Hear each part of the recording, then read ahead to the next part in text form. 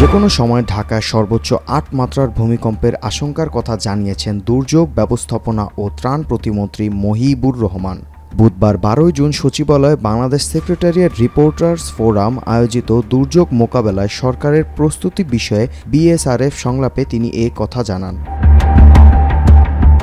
দুর্যোগ ও ত্রাণ প্রতিমন্ত্রী বলেন, ঢাকায় ৮ মাত্রার ভূমিকম্প হলে ২০% ভবন ধসে পড়ার শঙ্কা রয়েছে। এজন্য ভয়ের কোনো কারণ নেই, কারণ এমন পরিস্থিতি বহু দেশেই আসছে। যেমন তুরস্কে ভূমিকম্প হয়, কিন্তু তারা দুর্যোগ সহনীয় অবকাঠামো ও সমাজ ব্যবস্থা গড়ে তুলেছে, যে কারণে সমস্যা এলে তারা সমাধান করার সক্ষমতা তারা তৈরি করেছে। মহিবুর রহমান বলেন, যদি কোনো ভূমিকম্প হয় সেজন্য শহরে অঞ্চলে ব্যাপকভাবে স্বেচ্ছাসেবী তৈরি করতে কাজ করছি। ভবনগুলো যদি ধসে যায় তাহলে সেগুলো পরিষ্কার করা ও মানুষকে উদ্ধারে আমরা ব্যাপকভাবে পরিকল্পনা গ্রহণ করছি। তিনি জানান, ভবিষ্যতে একটি নিরাপদ বাংলাদেশ রেখে যেতে চাইলে পুরো জাতিকে দুর্যোগের বিষয়ে সচেতন করতে হবে। বিশেষ করে আমাদের ভয়ের কারণ ভূমিকম্প। বাংলাদেশ ভূমিকম্প প্রবণ দেশগুলোর মধ্যে অন্তর্ভুক্ত।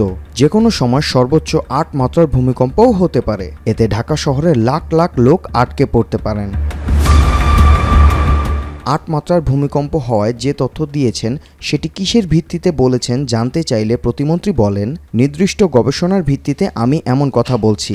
এ নিয়ে আমাদের সুনির্দিষ্ট তথ্য রয়েছে। মুশফিকা আসাদ, মাই টিভি অনলাইন।